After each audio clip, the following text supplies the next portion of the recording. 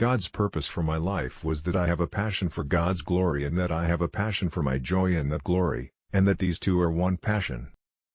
You contribute nothing to your salvation except the sin that made it necessary. Of all the knowledge that we can ever obtain, the knowledge of God, and the knowledge of ourselves, are the most important. Resolved, never to do anything which I should be afraid to do if it were the last hour of my life. Resolution 1, I will live for God. Resolution 2, if no one else does, I still will. He that has doctrinal knowledge and speculation only, without affection, never is engaged in the business of religion. How can you expect to dwell with God forever, if you so neglect and forsake Him here? One of these grand defects, as I humbly conceive, is this, that children are habituated to learning without understanding.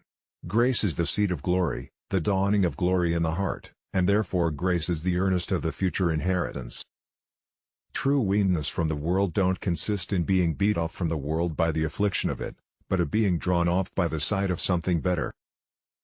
Men will trust in God no further than they know Him, and they cannot be in the exercise of faith in Him one ace further than they have a sight of His fullness and faithfulness in exercise. Resolved, to study the Scriptures so steadily, constantly and frequently, as that I may find, and plainly perceive myself to grow in the knowledge of the same. All earthly desires are but streams, but God is the ocean. When indeed it is in God we live, and move, and have our being. We cannot draw a breath without His help. To go to heaven, fully to enjoy God, is infinitely better than the most pleasant accommodations here. By the grace of God we will never pluck unripe fruit. We will never press people to decision, because we'll lead them to damnation and not salvation. Prayer is as natural an expression of faith as breathing is to life. We ought not to limit God where He has not limited Himself. My soul longs to feel itself more of a pilgrim and stranger here below, that nothing may divert me from pressing through the lonely desert, till I arrive at my Father's house. All our good is more apparently from God, because we are first naked and wholly without any good, and afterwards enriched with all good. Nothing grieves me so much as that I cannot live constantly to God's glory.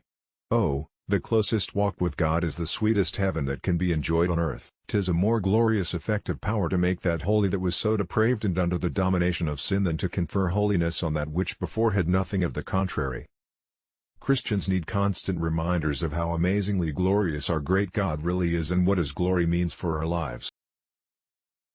Greatest concern is not for your health, or temporal welfare, but for the good of your soul.